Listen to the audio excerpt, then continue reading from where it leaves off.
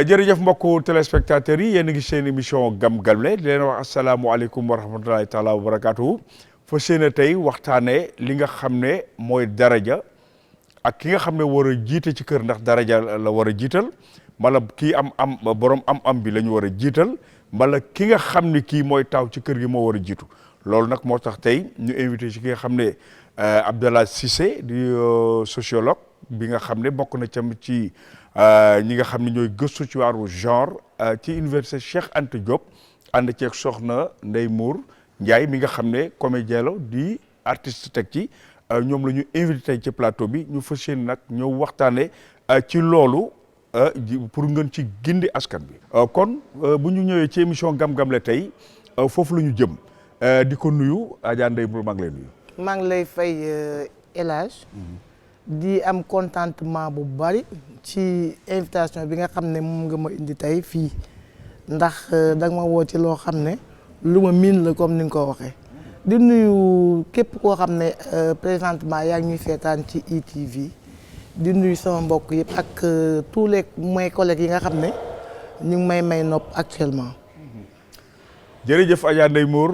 dinañ ñëw léegi ci question yu njëkk yi ci waxtaan bi nga xam ne moo tax ñu indi la fii tey Abdoulaye Cissé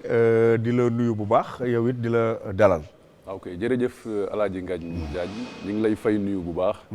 di la ziyaare di nuyu tamit ki nga xam ne mooy soxna Ndeye Mour nga invité ko fi. di nuyu ñëpp ñi nga xam ne daal ñi ngi seetaan télé bi nga xam ne mooy ITV di déglu tamit rajo bi nga xam ne mooy i rajo fas yéene ànd ak yéen tey ci waxtaan bi incha allah. jërëjëf kooku mooy Abdoulaye Cissé psychosociologue nekk ca des membres de ab laboratoire genre bu IFAN te université Cheikh Anta Diop moom lañ ciy àndal Adja Ndeye Mour ci waxtaan wu njëkk wi ñu ngi ci biir kër gi njaboot gi ni mu bindoo te ñu xam ko ñun nga xam ne dañu tàmm rakk topp mag doom topp baay ci noonu kan moo war a porter baatu njaboot yi ci taaw ba ka ca digg ba mbala ka ca caat ba mbala kan la boroom xam-xam ba la mbala ka xam ne moo ëpp wërsëg loolu day am léeg-léeg ay inconvénients ay coow yoo xam ne day am ci biir waaye léeg-léeg yàlla indi ci jàmm juboo am ci njaboot gi nan la war a tëddee ci biir kër gi waa xam nga bu njëkk dañ daan wax ne taaw mooy wuutu baay taaw bu góor bu fekkente ne même am na ku jigéen koo xam ne moo topp ci moom ak ay njabootam ñoom ñëpp moo leen war a jaboote waaye dañu toll ci jamono boo xam ne du ma ne jamono moo ko laaj déedéet dafa nekk loo xam ne mbiru yàlla la ndax parfois taaw dina nekk taaw war a jiital njaboot gi te impact bi war a am pour mu mun ko def du nekk ci moom parce que loolu yëpp mbiru suñu boroom la bu ko defee am na ñu nekk ci digg bi walla même caat bi war na mun a jël rôlu taaw mais ci kaw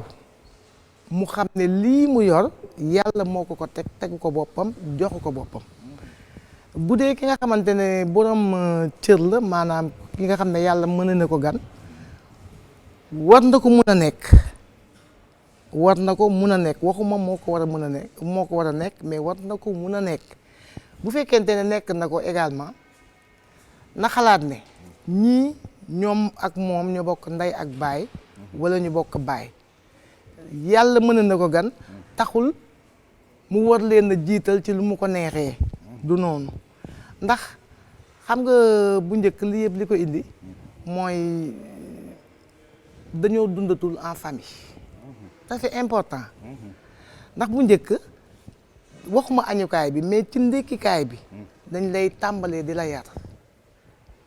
kenn amul woon fitu di ngay ndékkee yow ak sa njaboot ci biir néeg ñëpp dañ daan génn ci ëtt bi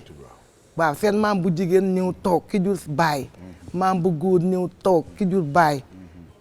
bu ko defee doom baay yi ñëpp ngi ci basang bi toog amuloon ay taabal amuloon dara li ma lay wax doomu lébu nga xam nga ko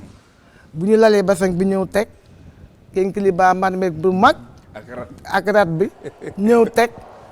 amul kii amul kële ki nga xam ne moo aye yaay moo aye mooy dagg mburu mi yëpp à part égal jox ñëpp xale yi ñu war a jàngi jub jàngi mag ña toog ndékki bu ko defee jàmm am. jàmm am maanaam yar gi mi ngi commencé bu ñu yeewoo. ñu yeewoo wan nañ la déjà ne la nit dafay bokk nit nii la war a mel nit dafa war a yem ak ay mbokkam xam nga déjà wan nañ la ko ci añukaay bi ñu continuer boolu góor ñi fii boolu jigéen ñi fii amul boolu xale déedéet amul ber déedéet amul ber xale yu jigéen ñi ci boolu jigéen ñi xale yu góor yi ci boolu góor ñi ci bool bi lañ la yare te duñ la dóor te kenn rek mooy porté te kaddu kenn mooy porté kaddu gi mooy ki gën a mag soit que muy sa papa yow wala muy sa nijaay waaye kenn du ci wax ku dul moom ko defee teel nañ la woon fi nga war a yem ci àdduna ak ñi la yilif ak ñi la yilif ñan lañ won nañ ne la bool bi li ci nekk lépp ku ci nekk bëgg nga ci te war nga ci am du yow rek yaa ko moom da ngay dagg teg bàyyil keneen ba ñëpp ñam ba ci reer bi noonu la te ñeme woo woon dem fenn te doo tàggoo loolu ñu ngi ci ñëw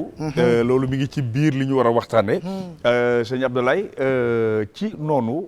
dégg nga question bi yéen a ko bokk waaw comme ni nga ko waxee rek kilifteef moom ci biir kër yaakaar naa ki ko war a yore ki nga xam ne moo ko war a porter déjà mooy borom kër ga léegi nag kan mooy borom kër kan mooy borom kër gi ndax dafa am lu ñuy wax bala ñoo laajte sax kan mooy borom kër dañuy laajte lan mooy kër ak lan mooy famille ba pare ndax dafa am ay gëstukat yoo xam ne dañoo définir famille ñu ne pour famille am il faut ñett daje bi ci njëkk mooy il faut mu sosu si sëy dafa am benn gëstukat bu mag bu ñuy wax Claude Lévi-Strauss mu nekk un anthropologue boo xam ne def na ay gëstu yu bëri ci Afrique mu ne kër pour mu taxaw li war a njëkk mooy il faut mu taxaw déjà si sëy mu ne bu sëy amee ba pare pour ñu mën a wax famille il faut mu am lu mu néew papa yaay ak ay doom mu ne ñetteel bi nga xamante ne nii mooy keno bi nga xam ne mooy tax sëy taxaw sëy am mooy il faut mu am ay obligation ak ay droit ak ay devoir yoo xamante ni ñi ci biir membre famille bi dañ koy joxante seen biir am leneen loo xam ne moom la tuddee li ñuy wax les interdits loo xam ne nii tey dañ ne lii mënul am ci biir famille lu mel ne yenn sëy yoo xam ne mu kenn mënul takk sa mag wala nga takk sa rak donc loolu mooy taxaw moom nee na ci gëstoom loolu mooy am pour ñu mën a wax ne tey famille am na donc buñ fekkee dajale nañ ponk yooyu rek mën nañ taxaw tey ñu ne famille am na famille nag bu xasee ba taxaw kan mooy doon kilifa ga maanaam responsable ca départ ba kenn lay doon mooy ki nga xam ne nii mooy borom kër gi ñun olof dañoo bañ bu tuddee utal ko tur muy borom kër am beneen gëstukat bu mag bu xam ne sénégalais la muy le professeur Gora Mbodj nekk université Gaston Berger bind si thèse de doctorat d'état wax lan mooy borom kër la notion de borom kër lan mooy borom kër kan mooy borom kër nga xam ne kooku dañ koy consacré borom kër mooy kan mu ne mooy ki nga xam ne moo yor kaddu ci biir këram moom mooy exerce autorité bi te loolu booy xool Sénégal sax même code de la famille bi nga xam ne bëri na coow lu mu indi depuis 1972 dafa consacré autorité parentale kan la ko jox góor la ko jox góor moom kon mooy kilifa ci kër tant que mi ngi dund loolu nag nekkul sax loo xam ne nii dañ koy consacré à travers des textes wala ay lois waaye su suñ sociologie boo koy gëstu bu baax suñ culturellement dañuy taxawal góor bu xasee ba taxaw rek bari na moo tax sànq yéen a ngi wax bay tudd nijaay boo demee am na ci yenn ethnie yoo xam ne nijaay rôle bi muy joué pratiquement mooy rôle bi papa war a joué am na sax jamono yoo xam ne ki daanoo donn sa wayjuru góor waaye sa nijaay ngay doon parce que nijaay dafa taxawaayu meen maanaam deret jooju dañu wax ne filiation bi nga xam ne moo wóor te ñëpp mën koo certifier mooy la filiation maternelle ku nekk xam nga ne sa yaay ji moo la jur waaye filiation paternelle sa yaay moo la mën a wax ne la kii mooy sa papa nijaay donc loolu moo tax kon autorité bi moom bi nga xam ne mooy am ci kër ki koy exercer rek toujours mooy borom kër gi mooy papa ji kooku nag bu demee ba nekkatu fi tey ki nga xam ne mooy taawam ak quel que soit nag condition yi mu ñàkk ñëpp dañoo war a regrouper waat nekkaat ci ginnaaw. léegi fan la borom kër gi bàyyee këram. waaw ndax ci xaleel la leen bàyyi. bala ci ñi ngi jëm mag ci la leen bàyyi. ñaar yooyu yëpp dafa am conséquence yu ci ne. waaw fan la borom kër gi bàyyee njabootam. ci xaleel la leen bàyyee d'abord. foofu la fan la kilifteef gi war a dem. waaw gis nga bu borom kër gi fekkee dafa teel a dem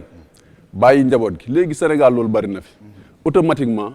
d'habitude ñun culturellement déjà borom kër gi bu teelee dem rek soxna si dañuy ut keneen koo xamante ne nii mooy ñëw taxawaayu borom kër boobu. mooy li waaw soxna si léegi nag dañ ko daan jël. waaw mais am na diggante. am na est-ce que. phase de transition boobu bu amee bi waaw. mais su boobaa kan moo fay toog soxna si moo fay nekk. moom mooy doon chef de famille. am na tamit foofu.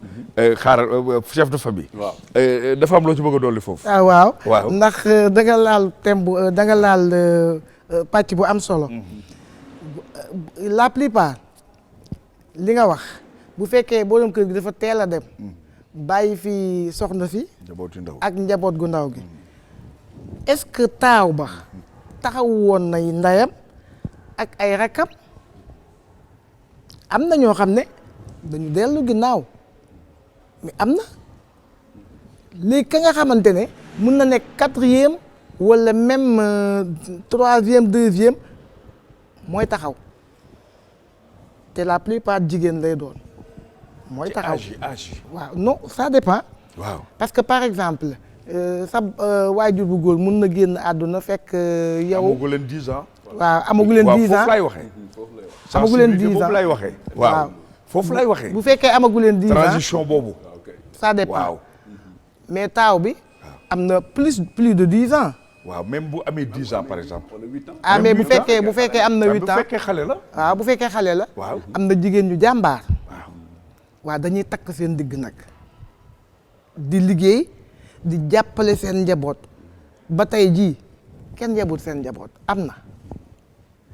na tamit ñoo xam ne dañu amaat beneen borom kër mais am na jigéen ñu ko nanguwul. dañuy xaar ba seen njaboot dëgër. ñu doog a wut leneen. voilà yaa ngi woon ci benn point. indiwaat ko. waaw mooy fi ma doon wax rek ne transition boobu buy am souvent ñaar ñoo mën a taxaw ku jigéen ki. rakkam wala magam bu góor mooy ñëw taxaw nijaay. très bien day ñëw taxaw. waaw encadré ko. ba muy gis keneen foo xam ne nii mën na fa dugg. généralement noonu lañ daan def. mooy système bi ñuy wax bu njëkk dafa amoon nuñ koy tuddeeti dafa amoon bu dee jigéen bi moo teel a génn àdduna. dañuy jël rakkam ku góor ki nekk fi loolu mooy sorora. mais bu dee ku góor ki moo génn àdduna dafa amoon li ñuy wax lévira. dañuy xool moom si rakkam yi ki nga xam ne taxaw na mën naa am soxna war naa mën a ñëw taxaw ñu jël kooku dénk ko su ko defee continuité famille bi day am ndax day jàpp ne ñii ay doomam lañ parce que ay doomi magam lañ wala ay doomi rakkam lañ donc day am continuité mais am na phase de transition boobu amee comme ni mu ko waxee soit nijaay ji mooy taxaw soit jigéen ji mooy takk ndiggam dem ci xool nu muy def ba mën a yor ak njabootam ba gis ëllëg keneen parce que système boobu léegi surtout fii ñu toll nii ñu bëri nangootuñu ko muy sorora muy levira léegi dañ koy bañ jigéen ñi duñ bëgg buñ seen borom kër gaañoo ñu jël keneen koo xam ne ñoo jox leen ko alors que bu njëkk traditionnellement loolu amoon la loo xam ne socialement culturellement ñëpp dañ ko accepté woon ñëpp dañ ko validé woon mais léegi nag de plus en plus ak modernisation bi am urbanisation bi am dañuy dem ba jigéen ñi léegi dañuy bëgg xool teg yeneen i critères pour dugg ci sëy nekkatul rek loo xam ne nii pour sàmm njaboot gi la parce que léegi li taxoon ñu ko doon def li ci ëpp mooy lan pour sàmm njaboot gi encadrer njaboot gi bañ njaboot gi tas léegi ñu ngi woon ci loolu pàcc la woon rek ci li ñu war a waxtaane léegi bu fekkee ne borom kër gi dafa dem fekk njaboot gi yëpp ku ci ne am responsabilité ok bu fekkee nag borom kër gi dafa dem waaw fekk njaboot gi ku ci ne am responsabilité loolu moom li nga xam ne nii moo fi am di aada ak ci ñu cosaan mooy ka mag rek la ñuy jiital comme niñ koy defee si këru xalif généraux yi wala boog si këru diine yi dañuy xool toujours ka nga xam ne moo mag ñu jël ko ne ko yaay xalifa général bi waaw kooku xam nga loolu ndomba la waaw ndomba la goo xam ne c'est tacite nuñ koy waxee mais est-ce que loolu moo war a am ci biir famille bi est-ce que da ngay mag rek ñu jiital la wala da ngay am xam-xam ñu jiital la wala da ngay bari wërsëg ñu jiital la mooy li ma waxoon sànq dama ciy revenir xam nga boo magee impérativement après sa waajur yow yaa war a ñëw ci yoon mais ndax am nga xol yërmande boobu ndax matee nga ko li ma wax nii dafa am importance de ndax matee nga ko mun na am nga matee ko boo ko matee taxawee ko mais bu fekkente ne am na ñu ko matewul mais jigéen day daal di taxaw am na famille yoo xam ne bi mu demee noonu jigéen a taxaw jigéen moo taxaw. kon daal góor moo war a automatiquement jël ay responsabilités. bien sûr parce que xam nga ñun dañu yar ci responsabilité yar ñu ci kilifteef. parce que même loo am yow même boo ëppalee sa mag bu góor boo ko ëppalee tam terewul yow sa kilifa la. xam nga même sa rakk bu góor bu demee ba am soxna xam nga sa kilifa la. même boo ko magee ba mun ko jur sa kilifa la parce que góor la ñun loolu la ñu yaree daal ñun man damay wax suñu quoi. ñun loolu la ñu xam. waaw ñun moom loolu la ñu xam mais nag ci li nga wax léegi taaw na xam ne mooy taaw. nan la war a taxawee. ni mu war a taxawee ni baayam daan taxawoo daan ko taxawoo doon ko taxawoo ay ndeyam doon ko taxawoo ay rakkam man loolu laa gëm. ginnaaw waajur génn na chef de ki topp ci ki war a wutu famille bi nan la war a taxawee. waaw kii war a wuti famille bi comme ni ma ko waxee woon sànq rek déjà mooy taaw bu góor bi moom moo war a taxaw fa nga xam ne fa la waajuram taxawoon encadré famille bi. loolu mooy li jaadu. waaw loolu mooy li jaadu mu mën mu ñàkk mën. léegi nag comme li may wax société bu nekk day évoluer day avancer day dem nañ ba tey ki nga xam ne nii daanaka moo ëpp am moo mën souvent kooku la ñuy jël teg ko ci kanam ki nga xam ne nii moo mag nekk taaw waroon ko incarner même bu ko matee sëkk am fulla ji am fayda ji am jom ji am ngor gi di ko doxee waaye sëgëm yàlla dénk ko am bi rek souvent dañ koy jël ñu relégué ko au second plan. est-ce que du loolu mooy di clash yi. souvent mooy di éclatement yi. effectivement. loolu bokk na ci li ko indi. li indi éclatement. ndaxte kooku bu fekkee day dem ba si kanam am na nu muy analyser day gis ne moom dañ koo xeeb. parce que amul. te bu xeebeel duggee rek après leneen mën naa dugg.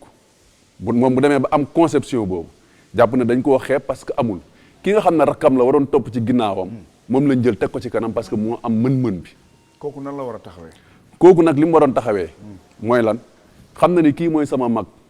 moo fi taxawaayu baay la nga daan defal sa wayjur wu góor moom nga ko war a defal mën na mënul ngeen xool nan ngeen def même bu yenn situation yi amee ngeen xam ne kii kat mooy kilifa nañ ko samp mooy suñu kilifa nañ xool ñun dañuy def ba si suuf ñu jox ko si sutura sagal ko moom mu taxawaay nit ñëpp si kanam ñu xam ne kii mooy kilifa gi su ko defee sax yow si la nit ñi tamit di respecter. est-ce que loolu yaa ngi koy constater. waaw loolu moom li mu wax nii am na importance trop wax na dëgg ndax taaw bu fekkente ne bëgg na waaye yàlla def na munul ci wërsëg yow mi nga xamante ne yaa xam yaa topp ci moom wala yaay ñeenteelu tofoom wala ñetteelu tofoom yàlla mën la gan googu je crois que ne kenn warul sentir ne yow sa taaw amul même sa taaw ak képp koo xam ne bokkal nga ak moom ndey ak baay je crois que ne famille bu fekkee kenn am na ñëpp am nañ man loolu laa gëm waaw bu kenn amee ñëpp am nañ parce que yow bu fekkee mën nga sa rakk wala sa mag mënul mais bu amee gàcce yow am nga gàcce kon bu naree am gàcce te yow nga war ko mën a faj mais faj ko bul xaar moo tax ma ne la famille bu kenn amee ñëpp am nañ kon ndóol wartu fa am. voilà xam nga léegi kilifteef dem ci ñëpp doon góor léeg-léeg famille léeg-léeg mu dem ci ñëpp doon ay góor léeg-léeg mu dem ñëpp dem ay jigéen bu doonee ñëpp ay góor ka ca jiitu nan la war a taxawee. bu doonee ñëpp doon ay góor ka ca jiitu ni mu war a taxawee mooy li ma ko waxee sànq rek fa waay juróom bu góor tegoon tànkam daal te muy fu baax foofu la war a teg tànkam bu ko defee ay rakkam yëpp topp si ginnaawam jàppale ko puus ko ba moom it heure bu ko fi suñu borom di jëlee keneen ñëw. waaw succession moom noonu lay tegaloo. noonu lay tegaloo waaw bu ñëpp doonee ay jigéen. bu ñëpp doonee ay jigéen tamit dañuy daal di topp ci kenn di déggoo di waxtaan di diisoo ndax xam nga waxtaan dafa baax balaa ngeen di def ngeen toog waxtaan boo waxtaanee ba déggoo ka nga xam ne moo ëpp wërsëg ak ki amul yëpp ñoo ci bokk yem. ci jigéen ñi waaye ci jigéen ñi famille bi yëpp jigéen la. famille bi yëpp jigéen lañu. noonu ngeen di defee bu ko defee moom mi nga xamante ne moom la yàlla mën a gan na jël la mu am ne famille diw ñoo joxe lii bañ ko dugal kenn ci. loolu mooy bu xew amee. waaw bu xew amee. ak seen dafay am yëf. waaw dafay am. waaw ndax mën nga am nañu bokk ndey ak baay mais kii du mën a dem ci xew bii te xew bu jegelee doom muy seen doomu baay wala seen cousine dafay am lu tax parce que amul yow mi nga xamante ne yaa am nga dem wane fa puukare je crois que ne loolu dafa rafetul sax ci bët. rafetul ci bët. jërëjëf mbokk ITV yéen a ngi seen émission gam-gamle tey ñuy waxtaan ci biir kër gi ci njaboot gi ni ñu war a nekkee ginnaaw waajur njaboot gee fi des mooy mag ak rak ñoo ne ci kër gi naka la ñu war a toppantee ci kilifteef ci daraja ak ci wërsëg ci loolu la ñuy waxtaanee léeg-léeg jigéen ñi am benn góor googu nan la war a taxawee. waaw jigéen ñi léeg-léeg ñu am benn góor. benn rek boo xam ne du taaw. waaw bon mi ngi ci biir juddu bi. kooku lu nan la war a taxawee. comme ni mu ko waxee rek. waaw sànq même bu dee benn góor la it moom mooy doon kilifa ga d'office. si suñu tradition loolu moo am. waaw koo xam ne nii nekk nga góor ci famille rek. kooku d'office déjà jigéen ñi sax dañ la koy wax say mag lañ waaye teewul yaay suñu kilifa tey. kooku nag kon daa war a taxaw taxawaayu kilifa. taxawaayu di boole taxawaayu dox mbokk ak lu mu ndaw ndax daa am image boo xam ne moom lay refléter ci ay magam ci ay rakkam kon nag dafa war a taxawaay boo xam ne day doon taxawaayu borom kër doon taxawaayu kilifa nag buñ koy wax bëri na ñoo xam ne tey dañuy yaakaar ne kilifa mooy ki nga xam ne moo yor wala ki nga xam ne moo sol mbubb mu rëy wala nangam waaye kilifa dama yaakaar ne avant muy doon dara ay valeur la déjà yoo xam ne da nga koy incarne. voilà valeur yooyu nag laa bëgg est-ce que day yuuxu rek day gëddee day nangam. waaw est-ce que lu romb mu fel la. loolu moom du mbiru kilifa. lan mooy mbiru kilifa mooy ki nga xam ne sax dafa ànd ak teey dal. mën a xoj meram am na lu ko metti sax gis na ko waaye dana si dëgg tànkam. xoj mer. waaw nga xam ne du nit koo xam ne tey day nekk ci mbooloo dara xew rek mu dëgg ne teel di wan man may kilifa gi may nangam. waaw loolu moom. daanaka boo waxoo sax du ak yar loolu moom du ak yar nit da ngay teey ànd ak dal mën a am lu la metti nga toogaale ko ba nga xam ne nii gis nga koo xam ne moo defoon loola nga jël ko ci sutura waxtaan ak moom yaakaar naa loolu mooy taxawaayu kilifa waaye taxawaayu kilifa du taxawaay boo xam ne da ngay bëgg wane ne man maay kilifa kilifa comme ni ma koy waxee nekk loo xam ne dañ koy décréter taxaw rek ne automatiquement par force man maay kilifa gi loolu amul fenn kilifa moom dañ la koy consacré si jikko yi nga wane comme ni nga ko waxee mën na am taaw tey boo xam ne mi ngi fi nekk taaw waaye taxawul taxawaayu kilifa nam ma doon taxaweewu ko si njaboot gi équidistance ba mu waroon am ci diggante nit ñi amu ko mais kooku est-ce que mën na kilifa kooku kilifteefam. waaw danañ ko laajtewaat ndax kii li mu taxawee mën na kilifa. Adja Ndeye mu fan nga constaté ne léeg-léeg dina indi éclatement. waaw éclatement bi mooy par exemple même bu fekkente ne moom matul kilifa. wala mat na ko au cas où mat na ko. te nekk ak jigéen ñi. nekk ak góor ñi. non bi jigéen ñi rek bii jigéen ñi rek benn góor rek ci biir jigéen ñi rek. benn góor ci biir jigéen ñi. même bu fekkee matul kilifa yàlla moo xam bu fekkee mat na kilifa alhamdulilah mais terewul ci jigéen ñooñu mu jiitee jigéen ñooñu nga xam ne moo ngi moom ci seen biir ndax xam nga ne yàlla mooy jël nit def ko kilifa kenn mënu ci dara am na taaw yu mat taaw. yu ko mat torop macha allah mais terewul caat mi kilifa la. ci yan noo koy jàngatee. waaw moom kii kilifa la. waaw non lan la yan valeur ngay kii. yàlla moo koy def ci nit. naka da ngay gis kanam gi rek valeur non ci jëfinam. ci definam. ci waxinam nga xam ne kii kilifa la ba nit ñi ñooy xam ne que pourtant kii mooy taaw de waaye kii kilifa la yàlla mooy def loolu mën na nekk sax caat. yàlla mooy def loolu te terewul taaw bi jox nañ ko gëddëm. def nañ ko gëddëm. mbokk yi ñu ngi ci biir kër gi ba léegi ci diggante daraja kilifte ko wërsëg naka la njaboot gi war a nekkee gis nañu léegi dëkkin bi dootul benn kër gi comme ni ko Adja Ndeye mu waxe woon. bu ñu xëyee maam toog ji toog ñu teg kénkiliba bi man sax li ma ji fàttaliku mooy fajar lañ lay yee ba pare. nga naan kaasu senjeeñ mu neex la mu naqari la kaasu senjeeñ bi xat dañ lay njëkk a faj fajar gi nga julli di xaar ndékki li booru 8 heures léegi dëkk bi ak màggaay yeeg yooyu dañu tas bu ñu nekkee à distance nag kilifteef bi nan la war a doxee à distance. waaw comme ni nga ko waxee rek léegi moom comme ni ñuy wax société moom du loo xam ne day statique rek moom toujours day évoluer léegi nag évolution bi dem na ba comme ni ñu koy waxee dañ dem ba consacrer ko benn mot sax léegi ñuy wax famille élargie ak famille monoparentale nga xam ne papa yaay doom ñoo fay am bu njëkk li amoon mooy ay famille élargie la ñu woon kilifteef gi nag tey bu fekkee dafa nekk à distance kii dëkk fële yaakaar naa léegi moom avancée technologique bi yombal na lépp téléphone yaa ngi fi xew yaa ngi fi parce que famille pour mu booloo tamit il faut nit ñi demalante di dikkalante loolu day am solo ak nit foo mënti ne lu mu sori léeg-léeg mu am événement yoo xam ne mënoo ko bàyyi mu jàll ak loo xat-xat tamit man nga ñaan bu dee da nga nekk si bërëbu liggéeyukaay nga ñaan autorisation d'absence ñu jox la ko nga dem su ko defee taxawal sa famille taxawal sa njaboot loolu lay bokk si liy dëgëral maanaam ànd bi day nekk liy gën a dëgëral famille bi day nekk si liy gën a dëgëral njaboot gi li si des tamit mooy numéro de téléphone yaa ngi fi dee leen déggante léegi groupe WhatsApp yaa ngi fi ak réseaux sociaux yi da ngay gis groupe yoo xam ne groupe bu famille la par exemple Cissé famille nga xam ne ñi sant Cissé ñoo fa nekk dajaloo di waxtaan di échanger si yu bëree bëri yaakaar naa ne daal léegi waaw am nañ ay mécanisme yoo xam ne tey mais foofu yow ci sa liggéey nga xam ne sociologie la ko jiitu yaa ngi koy jàng foofu réseaux sociaux yi la mi ngi toj mi ngi defar mi ngi toj loolu daañu si ñëw parce que am na loo xam ne moom lañ ko concentré bu famille bi màggee Massamba dëkk HLM ma dem ma dëkk nangam est-ce que ci téléphone yi lañ koy réglé est-ce que dañu war di joxe ay bés yoo xam ne dañ ci war a daje kii coordonné nan la war a toogee avant coordination boobu di am man li ma vivre parce que xam nga nit mënul wax lu mu xamul lu dëgg comme ni ma ko waxee ci au début man dama daan gis sama ay nijaay yoo xam ne daan nañu am kër mais tant que sama maam mu ngi ci biir kër gi dem nañ bay bëgg retraité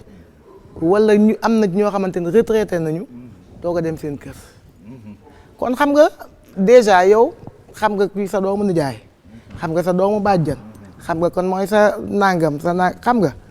kenn du tey du réseau yi ñoo lay wax ñi nga bokkal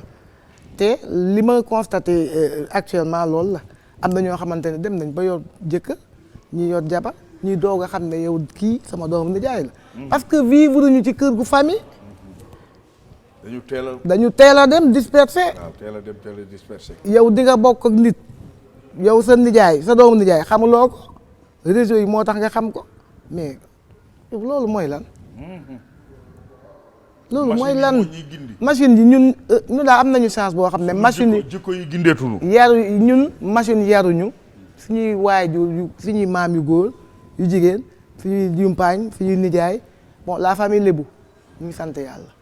ba nga xam ne tey réseau yi amuñu ci sax groupe on n'a pas besoin de groupe parce que ñuy gisante tout le temps ndax dëkk nañu ba ñii am jëkkër dem ñii am jabar dem bon autant léegi la mais am na ñu bëri ñoo xam ne ba jusqu'à présent nii yow ngay jigéen amoo borom kër ñeme woo génn naan yaa ngi luwe ñeme woo ko ba léegi nii. kilifteef la tënk ba tey jii yaa ngi seen biir kër famille toog kon kooku elle n'a pas besoin des réseaux sociaux pour xam ay mbokkam. jërëjëf mbokk yi yéen a ngi ITV waxtaan wi ci biir kër yi la comme ni ma leen ko waxee woon dañuy dem nag ci reportage bi nga xam ne moom lañ leen defal nit ñi tamit am nañ ci gis-gis ñu xool ko dellu si waat. kilifteef ak daraja ni ma la waxee rek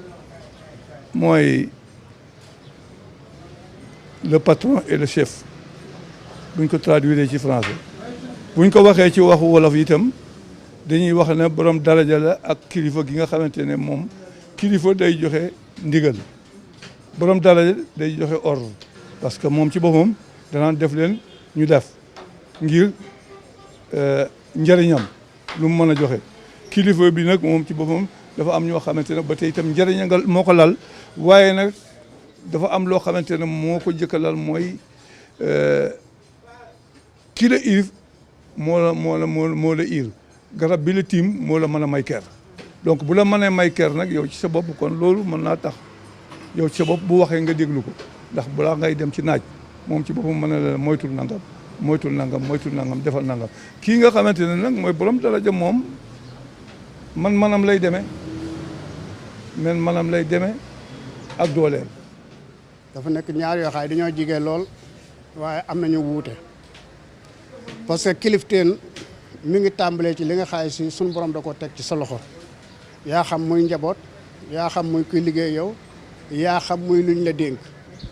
bu boobaa foofa kilifteen moo fay dox ca lan la kilifteen doxee foofu mooy que ne li nga xam ne suñu borom da ko teg ci sa loxo dafa am lu mu la ca sant li mu la ca sant nag mooy jàngal leen ci kaw li nga gëm yaa xam nag muy tarixa yaa xam muy diine bu mën a doon ca loolee de ça ca nga leen war a yar ca nga leen war di commandé ca commandement boobu ngay def kon ci kilifteen gi la bu ca amee koo xam ne si jàdd na ci li nga xam ne si moom nga leen waroon a yar alors bu boobaa baatu kilifteen day dikk xamal leen ne kat lii ngeen war a demee nii ngeen war a demee yow kat nii nga demee du noonu. ci kaw loolu tam ci la ñuy dem ba xam ëllëg boo fi nekkul kan moo war a jiitu taxaw sa place nekkaat kilifa gi comme ñun aada olof ñun koy defee moo waral ñu naan ab taaw mooy wuutu baay ci kër kon baay di leen a tegoon ci yoonu kilifa gu baax wala bu fekkee ne nag côté daraja ngay wax daraja moom dafa nekk loo xam ne si man nga ma féete ndaw am ko man nga ma féete magit am ko waaye daraja das koy amee ci kaw dañ lay topp ci naka nan ko joxe exemple fii ci Sénégal ci tarixa yi foofu la daraja ji génne parce que seeni waajur yaa xam mu ca Sëñ Tuubaa yaa xam mu ca Alaaji Maalik yaa xam ci kum ci mën a doon ci ñooñu dafa toppoon yoonu yàlla ba suñ borom jox ko daraja ju mat ka ne kii ku ñu war a topp la ci kaw topp boobu ñu koy toppee dana tax maanaam darajaam di gën a yokk ca suñ borom parce que lan mooy gën a yokk suñ borom mooy ne dafa àndaat ak kilifa ci biir parce que dafa ñuy digalaat nu topp ci yoon wi nga xam moom la topp ba am daraja jee ba bu ëllëgee bu fi jógee da nga gis ku nu gën a nekk sax tout tànk yaa ngi dégg teewul day am daraja ji parce que ma ngi ko jëlee ca sant waajuram wala ma ngi ko jëlee maanaam ca jëfi waajuram woowee. kilifteef ak daraja presque benn la mais doomi aadama yàlla mun na ko may mu nekk kilifa te du am daraja et aussi parce que kilifa mooy ki nga xamante ne boo nekkee ci biir njobootam loo wax ñu xam ne kilifa bu mooy wax xale dina doon kilifa mag dina doon kilifa dégg nga daraja nag yàlla daf koy may aussi nit ki parce que tey gi nii mun naa xam nga ne ku ma gis nii doo ma teg ku am daraja mais nit ki bu taxawee tey gi nii ak garam bu bam ak otom bu yorul te booy mu leb mu ab oto bi mbaa mu ab mbub mi ci affaire yu mel noonu yëpp mais diw de yàlla may na ko daraja parce que mais itam ni nekk loo xamante ne mbirum sutura la mais kilifa daal xam naa ne daal am na doole ci sama gàtt xel kilifteef moo ëpp doole borom daraja waaw parce que xale di mun na doon kilifa mag mun na doon kilifa am bijaaw mag nekk taxul nga doon kilifa dina ne xale bu ndaw boo xamante ne dara weexagul ci moom day doon kilifa waaw. jërëjëf mbokku téléspectateur ITV yéen a ngi reportage bu njëkk bi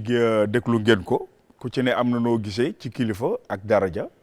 am na ñu aligné ñaar ñi am na ñoo xam ne benn bi lay am mu manqué benn bi nag moom dañ ko duut baaraam mooy borom am bi ndax nee nañu sañ-sañ lay demee ak man day muur. waaw dëgg la mooy li ma wax léegi rek bu fekkente ne daal yow dal na la nga nekk borom am ci biir famille. fexeel ba bu ko kenn. bu demee sañ-sañ. waaw bu demee sañ-sañ daal demeel xel ak xol ak yërmande moo gën ndax boo demee xel ak xol ak yërmande je crois que ne ñi nga bokkal duñ la ŋàññi te ñi nga xam ne ñu ngi ci bàyyi xel tamit duñ la ŋàññi. kon daal am. du forger nit ci biir famille. non. pas du tout ndax xam nga bu fekkente ne yow da nga nekk koo xamante ne yàlla mën na la gan mais ci biir famille boobu nga bokk ak ñoom ndey ak baay am na ci ñi nga xam ne amuñu mais am nañu dignité am nañu personnalité am na loo xamante ne yàlla mooñaale na ko ñoom ñu yaree leen ko niñ la ko yaree yow je crois que ne yow li sa warugal mooy nga def li jaadu mooy loo am bokk kook ñëpp li ma waxoon léegi rek mooy ñëwaat. est-ce que foofu ñaare baat boobu ñuy wax Sibooru. est-ce que dafa am si te digganteeg koo xam ne yéen a bokk ndey ak baay Sibooru. am en tout cas am na ñu koy def. am na ñu koy def mais am na ñoo xam ne nanguwuñ ko. déedéet loo munti am moom. ñoom seen dignité duñ ko jaay. ndax xam nga dafa am benn mag bu baax sam maam la nee na ngor ku ko jaay da nga ko musul am waaye bés boo ko amoon. doo ko jaay est-ce que baatu Sibooru boobu yaa ngi koy constaté. am na ñoo xamante ne loolu la ñuy dundee. ci ak koo bokkal ndey ak baay ak koo bokkal ndey ak baay loolu lay dundee moom am Sibooru rek di dem ci moom naan koon diw mii nee na la lii diw mii daf la bañ ak diw mii nangam loolu je crois que ne man daal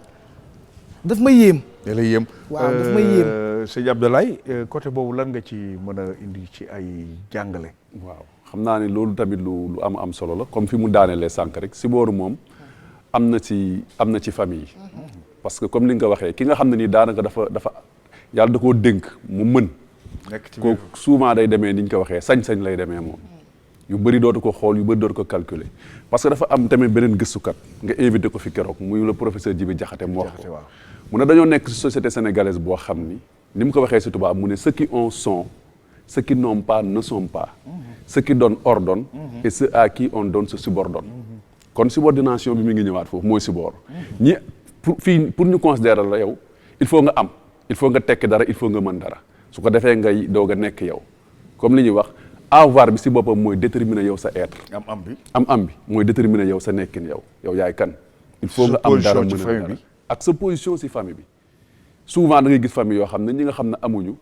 dañ leen di jël relégué leen au second plan ki nga xam ne moo am wala ñi nga xam ne ñoo yor ñu jël leen teg leen ci kaw teewul nag ci biir famille am na ñoo xam ne lu ñu ñàkk dañuy garder seen dignité am seen honneur am le sens de la responsabilité du ñu topp kenn ci ginnaawam di ko nettali dara wala ñu koy siboore wala lenn waaye loolu it am na waaye société bi moo évolué tey ba nga xam ne nit li ñuy xool si moom rek souvent mooy matérialisme rek dañoo nekk société boo xam ne c'est une société matérialiste nga xam ne am la ñuy jiital ci lu baree bari ci valeur yu bari ñu ñàkk ko ba pare tamit famille léegi comme ni nga ko waxee dafa am famille yoo xam ne dafa éclatement dafa am si famille yi parce que am na gëstu bu koy wane muy enquête démographique de santé bi ñu defoon en 2005 boobu mi ngi wane ne 42% des enfants ne vivent pas avec leurs deux parents ci xale yi si Sénégal fii waaw 42% boo jëlee téeméeri xale waaw ñeent fukk yi ak ñaar waaw dunduñ ak seen ñaari waajur loolu 2005 la woon bu ñëwee ba 2007 même étude boobu nga xam ne ANSD ñoo ko def dafa wane ne léegi boo jëlee téeméeri xale ñeent fukk yi ak juróom benn dunduñ ak seeni ñaari waajur ak ñaar ñi kenn ki rek la ñuy dundoo te bi ëpp mooy bu jigéen bi li si ëpp mooy bu jigéen bi li ko waral bari na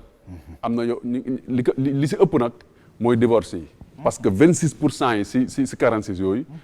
c'est à cause du divorce des parents am na 12% yoo xam ne seeni parents aussi ñoom dañoo dem immigré ji donc ki nga xam ne mi ngi nekk bitim réew nan lay mën a taxawaatee di surveiller tamit pour njabootam nekk ci yoon waaw nekk si yoon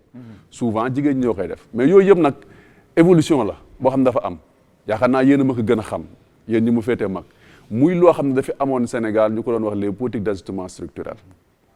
nga xam ne dañ doon wax moyen d'état mieux d'état jamono jooju ajustement structurel dafa laal lu bëri njaboot gi rawatina famille mooy bi ñu tolloo ci 1981 waaw kay te nguur gi takk ndiggam waaw kay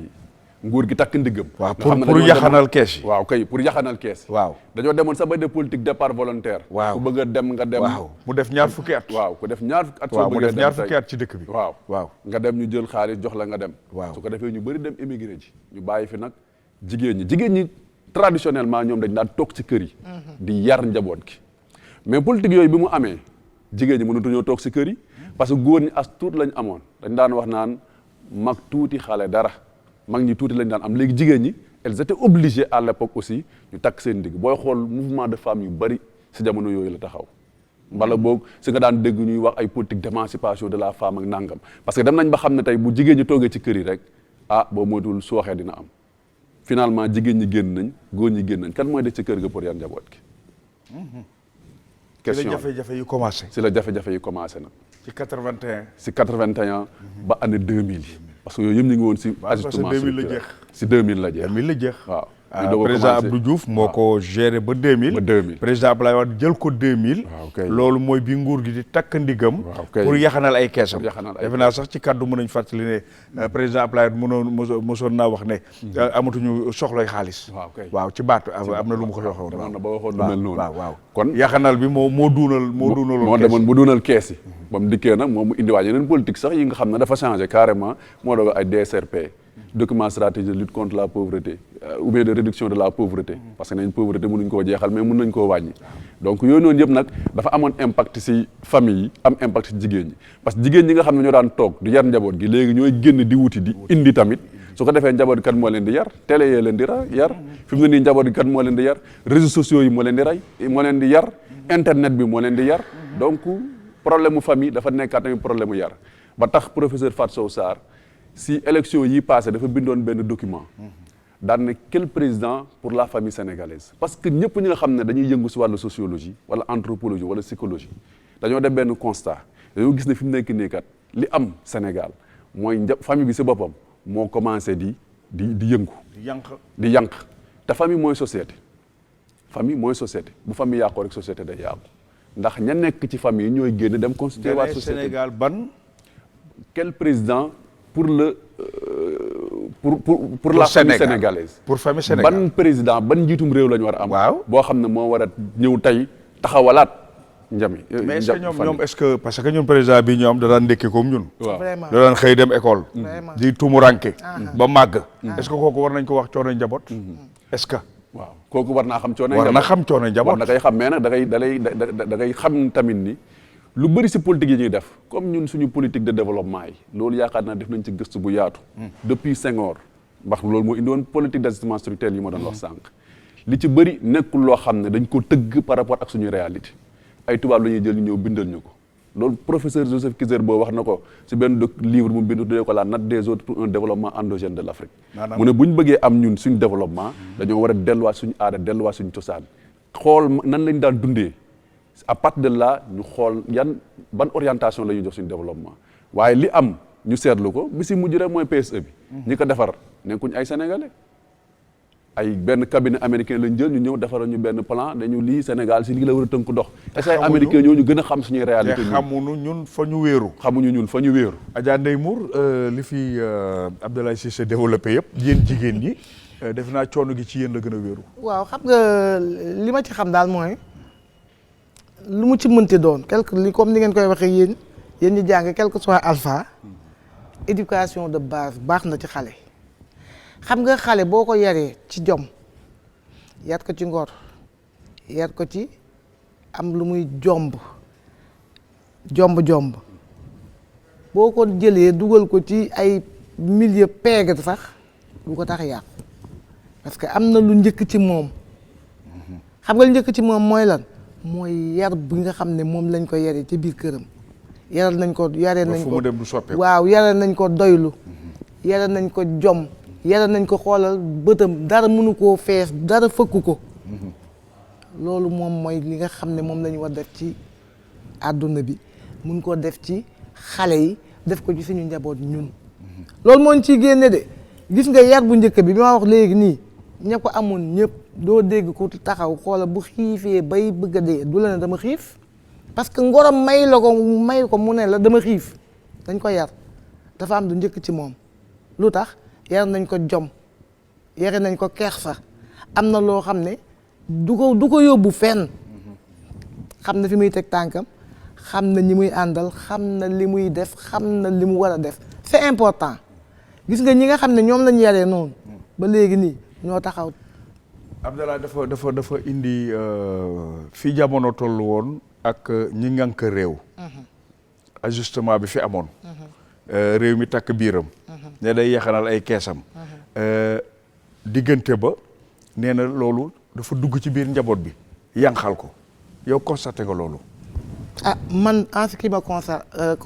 concerne daal man constaté wu ma ko. parce que li ma constaté mooy. jigéen ñi bien avant loolu c'est en 81. yàggul mais bien avant loolu mais jigéen ñi dañ daan liggéey jigéen ñi génnoon nañ bu yàgg di liggéey di daan seen doole te terewu leen di yar njaboot gi ci biir kër gi ndaxte elle partait à l'heure di revenir à l'heure xam li xew ci kër gi topp xale yi man je crois que ne man daal man gëwuma loolu.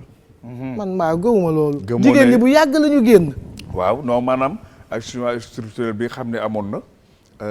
na mu basculer ci dëkk bi. indi départ volontaire yi borom kër gi ñàkk toogaayam ba mu amoon ñu jël xale yi immigré leen génne leen yombal génn bi pour wàññi est-ce que loolu seetoo ne répercuté na ci famille bi aussi. mun naa mais man. peut-être li ma am habitude doon gis ay jigéen ñoo xam ne yàgg nañu génn di liggéey. moo tax j'ai pas constaté. doo ko constaté. ci loolu tamit dinañ dugg ci sa mbàccu métier. ci wax na ko télé yi day yar wax na ko. réseaux sociaux yi day yar. yéen dama daan gis benn exemple rek ci biir kaddu yi ngeen daan rotal ci théâtre jamonoy tey ak yu mel noonu. yow nga xam ne jeune fille nga ca woon. nga nekk ci biir mag ñi. dëgg la bu ñuy wax sax ci borom kër nijaay lañ daan wax. ci biir boo léegi da ngay gis théâtre yi coof ak ay chéreek est-ce que foofa jàngale bi pour xam borom kër gi nan kan mooy. xam nga borom kër bu ñàkkee fayda bañ koy jaawale ak coof. ay jën. quoi ay jën. waaw kooku moom jën boo xamante ne ñëpp ko bëgg a lekk. kon nga xam ne yow amoo fulla dañ lay nax. waaw lan ngeen ci jublu woon bay wax nijaay. liñ ci jublu woon pour wax nijaay. nijaay déjà cër la. cër la boo xam ne da nga ko war a jox ki nga xam ne moo la ilif moom ngay dundal moom ngay jural ay njaboot. nijaay bi rek am na foo xam ne fa lay yem fi mu lay yemale mooy limite kii sa kilifa la sa borom kër la waaye sa kilifa la doo ko jàll doo ko jéggi doo ko bët te loolu amatul loolu amatul ay ñiy wax ay coof ak ay séedé yu kenn xamul ni lu tax théâtre bi jàngaletul lan moo soppeeku. ñun dey ñemewuñu woon lii ñuy def ndax man yaa ngi daan bi nga daan def maa ngi ci ba léegi ndax présentement nii maa ngi tournage tey laa am kii toog moo tax ma ñëw nii mais am na ay termes yoo xam ne man boo ko waxee damay tiit ay saaga yooyu damay tiit daal daf may choqué parce que j'ai pas l'habitude aw ma habitude di ko dégg aw ma habitude ñu naan maan employé ay saaga pour wax lii aw ma habitude ñu naan maan waxal wax bu ñaaw bii pour jàllale message moo tax ba léegi nii may wax ak yow am na ay termes yoo xamante ne daf may choqué. kon kii nga xam ne moo bind kii bi moo lay dugal ci baat yooyu. am na baat yoo xam ne impérativement da nga ko war a wax mais du baat yu ñaaw yoo xam ne day choqué. waaw day choqué ndax dafa am ay termes yoo xam ne sénégalais bu meree il faut mu am na lu muy terme bu muy employé. loolu c'est naturel. waaw automatiquement loolu moom c'est naturel. mais am na ay termes yoo xamante ne moom dafa ëpp. dafa ëpp loolu moom man moom du ma ko def parce que yare wuñ ma loolu te bëgg naa xale yi may dégg